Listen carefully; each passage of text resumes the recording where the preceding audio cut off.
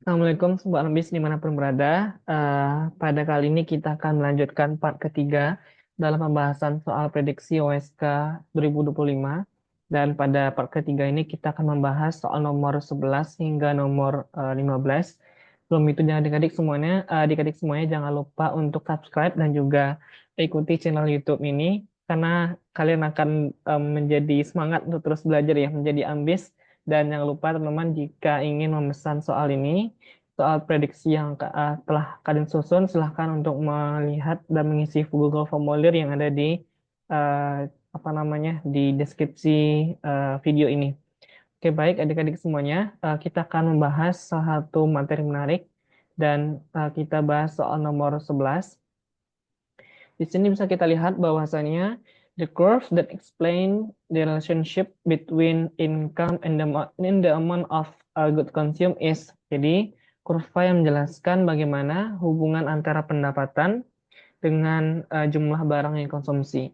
Nah, ini yang kita sebut namanya adalah kurva Angel ya, Angel curve. Nah, kalau kita gambarkan adik-adik semuanya, di sini sumbu vertikal, sini adalah sumbu horizontal, hubungan antara income, jadi sumbu vertikalnya adalah income, kemudian adalah the amount of good consumed.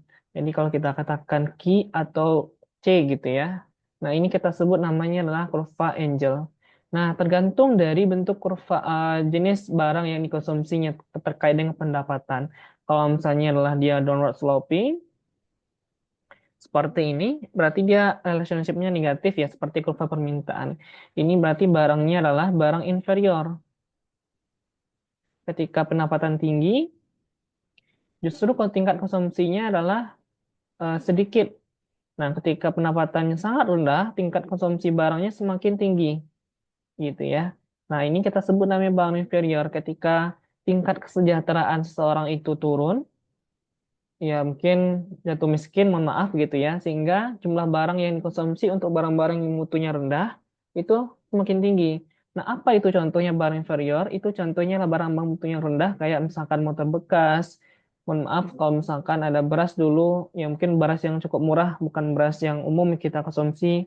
Dulu kalau misalnya ada dari Bulog gitu ya, berasnya ya oke dari pemerintah, tapi sempat kalau kita temukan beras Bulog itu harganya murah, tetapi ada misalkan kutu ditemukan kurang bagus begitu. Nah, itu adalah barang-barang inferior, barang yang mutu kualitasnya rendah seperti itu. Jadi contohnya adalah motor bekas dan lain-lain sebagainya. Nah, sebaliknya ketika dia upward sloping, ketika income-nya meningkat, justru tingkat konsumsinya juga meningkat. Nah, ini kita sebut namanya adalah barang positif ya, korelasinya itu barang superior. Atau yang kita sebut namanya adalah barang mewah. Nah, kurang lebih demikian adik-adik, kurva Angel itu kurva yang menjelaskan hubungan antara income seseorang dengan jumlah barang yang dikonsumsinya. Nah, yang lain-lain ini sebagian besar harus kita ketahui ya, apa namanya, income consumption curve, kurva yang menjelaskan konsumsi terhadap perubahan pendapatan seseorang. Nah, ini beda ya dengan kurva Angel, karena turunan kurva ICC itu kita sebut namanya kurva Angel, yang langsung ada kurva pendapatannya gitu ya. Kalau ICC, di situ ada, di sini teman-teman ya, ada jumlah barang konsumsi. Jadi masih ada barang X1, barang X2, ada setidaknya ada dua keseimbangan konsumen ya. IC1, BL1, budget line 1, inference curve kedua, mohon maaf, kembali BL2, IC2 gitu ya. Nah, kita tarik garis lurus. Ini kita sebut namanya adalah income consumption curve, kurva yang menghubungkan antar berbagai keseimbangan konsumen. Ini tersinggung ya, antara BL1, IC1 dengan BL2 dengan IC2. Nah, ini semakin tinggi pendapatan seseorang, maka semakin tinggi juga jumlah barang konsumsinya. Nah, income consumption curve itu adalah kurva yang menjelaskan kombinasi dua keseimbangan konsumen terhadap perubahan pendapatan konsumen, sehingga tergantung barangnya ya. Nah, begitupun price consumption curve. Nanti di lain kesempatan kita akan bahas secara lebih dalam. Nah, untuk Phillips curve itu terkait dengan apa namanya, Phillips curve itu terkait dengan inflasi dan pengangguran ya. silakan nanti teman-teman, kita akan nanti bawa ke arah sana ya terkait dengan ekonomi makro. Oke, good. Sudah. Jadi gampang ya. Kurva Angel adalah kurva yang menjelaskan income terhadap jumlah barang konsumsinya. Oke, kita akan lanjut soal nomor berikutnya, nomor 12. Keseimbangan produsen terjadi ketika, nah ini mirip-mirip dengan konsumen. Keseimbangan konsumen ketika bersinggungnya kurva IC dengan budget line. Nah, untuk keseimbangan produsen berarti bersinggungnya kurva isokuan dan isokos. Jadi nomor 12 itu jawabannya adalah A. Nah, kalau kita gambarkan adik-adik semuanya, nah ini adalah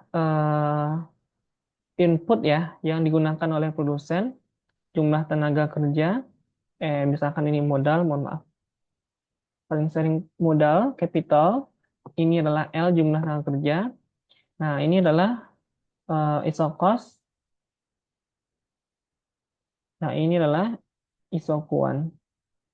Tinggal diganti ya, bersinggungnya antara ISO kuan ISO cost ini kita sebut namanya keseimbangan produsen. Nah, keseimbangan produsen itu kapan dikatakan keseimbangan produsen? Ya, ketika dia mampu mengoptimalkan dua kombinasi input yang dia produksi sehingga menghasilkan kepuasan apa namanya output yang optimal. Jadi kalau kita katakan keseimbangan produsen juga disebut sebagai output kondisi ketika output optimal yang bisa dilakukan oleh produsen, bukan berpotong gitu ya. Nah, perlu kita cek Universal Scope ini terkait dengan konsumen. Apalagi ini. Jadi, yang jawaban nomor 12, bisa kita lihat jawabannya adalah A. Oke, adik-adik, masih relatif gampang. Kita akan lihat soal nomor 13. Ini soal cukup advance. Perhatikan gambar berikut ya. Kalau kita lihat di sini adalah faktor-faktor produksi. Kalau misalkan Kak Dion besarin dikit gambarnya. Oke. Nah, di sini adalah faktor-faktor produksi, modal, jumlah penduduk, tenaga kerja. Ini adalah K ya. Intinya adalah yang kita lihat ada istilah namanya adalah excess burden. Misalkan ini adalah beban pajak yang dibayarkan oleh produsen meningkat dari sebelumnya. Misalkan tarif pajaknya meningkat, contoh misalnya adalah PPN gitu ya. Dari 12%, 11% ke 12%, sekarang berapa ya? 12% begitu ya. Nah, pajak PPN itu akan mengurangi optimalisasi produksi oleh produsen karena dia harus mengeluarkan pajak untuk pemerintah ya, tanda kutip, ya dia harus mengeluarkan uangnya untuk membayar pajak yang dia bisa alihkan untuk sebagaimana untuk memproduksi barang. Nah, kalau kita lihat ketika dia harus membayarkan pajak yang lebih banyak, mau nggak mau dia harus mengurangi modalnya ya untuk dibayarkan disetoran ke pajak. Jadi ada namanya trade off adik-adik. Ketika kita ingin meningkatkan produksi, tapi kita harus dihadapi dengan bayar pajak. Mau nggak mau ketika pajaknya naik, kita kurangi dengan modal yang kita gunakan. Sehingga di sini akan tercipta namanya adalah excess burden. Excess burden ini nama lainnya juga disebut sebagai deadweight loss. Kenapa hal ini terjadi? Nah, excess burden itu adalah kerugian atau penderitaan, atau dikatakanlah kerugian ya. Kerugian yang dialami oleh produsen. Dalam hal konteks inilah produsen ya. Ketika dia harus bayar pajak, tapi manfaatnya belum langsung diterima gitu ya. Excess burden itulah kerugian yang dialami oleh produsen ketika terjadinya namanya inefisiensi pasar. Nah, penyebabnya adalah tadi kita akan bisa lihat bahwasanya excess burden itu adalah inefisiensi ekonomi. Kenapa dikatakan inefisiensi ekonomi? Karena persoalan di sini bisa kita lihat adanya excess burden atau deadweight loss. Istilah deadweight loss itu adalah kerugian ya, beban kerugian yang diderita oleh konsumen. Nah, baiknya produsen, tetapi nggak hanya produsen teman-teman, tapi juga konsumen. Kok bisa? Nah, dengan adanya kenaikan pajak, sebenarnya yang masalah bukan hanya produsen gitu ya yang harus berpajak, konsumen juga karena adanya PPN gitu ya, apa namanya barang yang dibeli juga dikenakan kepada konsumen. Nah, hal inilah yang harus kita lihat. Tergantung dalam konteks apa. Nah, jadi dalam pasar, dalam mekanisme ekonomi, excess burden itu merujuk kepada kondisi kerugian ekonomi yang diderita oleh kedua belah pihak. baik konsumen dan maupun juga produsen. Artinya adalah terjadinya pengurangan surplus konsumen dan surplus produsen. Ibaratnya kita kemarin kalau belajar mengenai surplus konsumen, yaitu misalnya kan dia punya daya beli yang tinggi gitu ya. Ketika ada pajak, ya harga yang dibelinya jauh lebih mahal dari kemarin, sehingga surplus konsumen turun. Begitupun juga surplus produsen. Ketika ada pajak, produsen harus mengurangi modalnya, sehingga surplus produsen mengalami turun begitu. Oke, jadi jawabannya adalah tadi inefisiensi ekonomi, adik-adik, bukan berkurangnya penerimaan pajak, pembatasan kuota, apalagi floor price atau selling price. Nah, lanjut kita bahas soal nomor 14.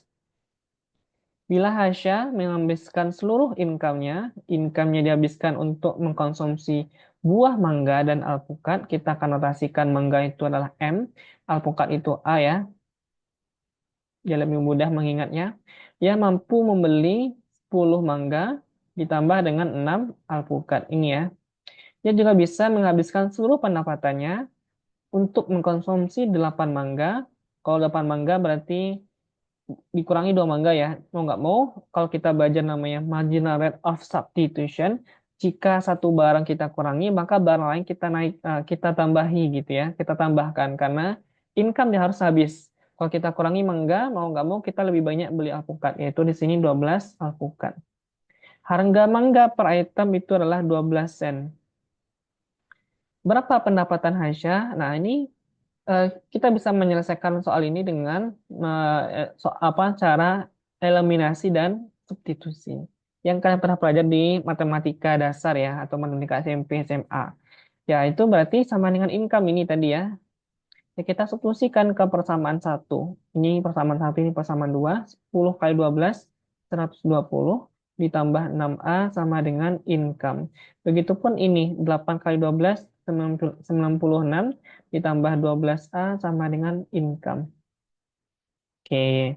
Nah, kita bisa bikin seperti ini adik-adik ya. Kita pindahkan dalam, ini persamaan satu ya, ini persamaan dua. Kita pindahkan ke sini.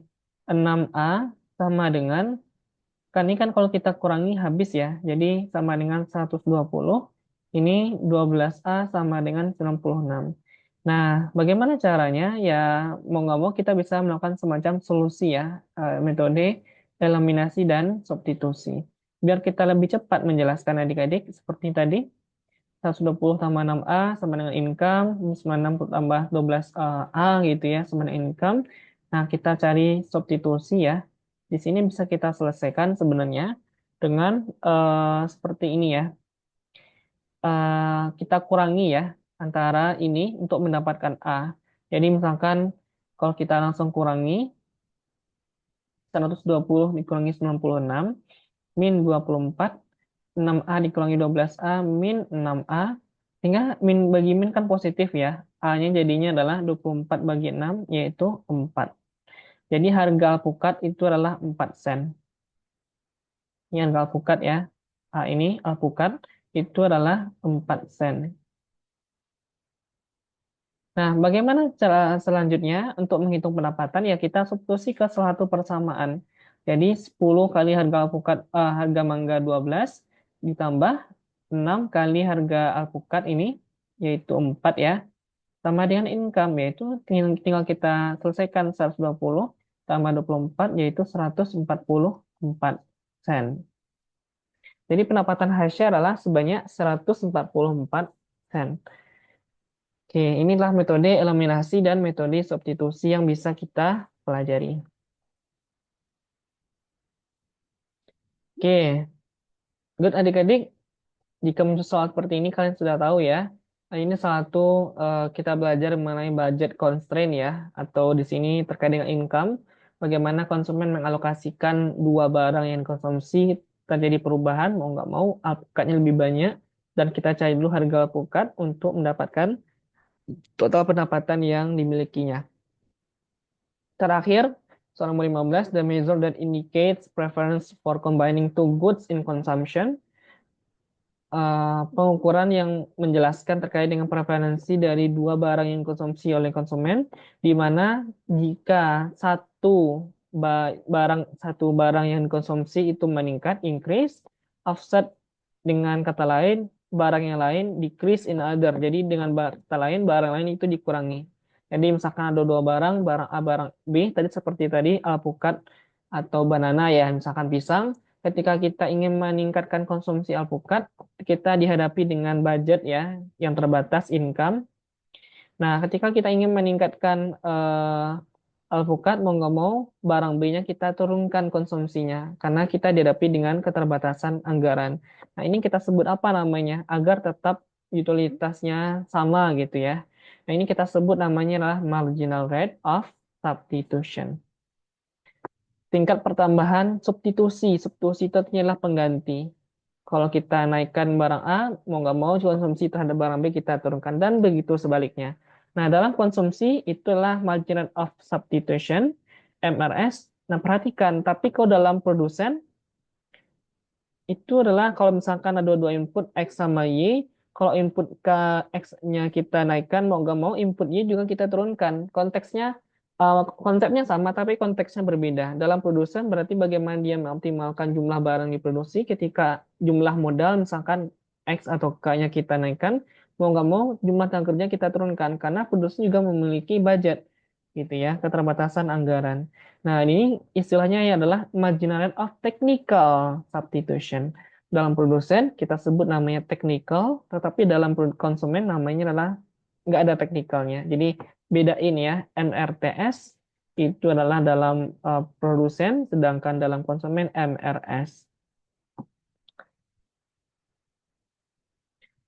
Oke, adik-adik semuanya, demikian yang bisa kita diskusikan pada part ketiga ini. Terus semangat menantikan video dari Kak Dion ya, dan mohon doanya terus diberikan kemudahan untuk bisa berbagi.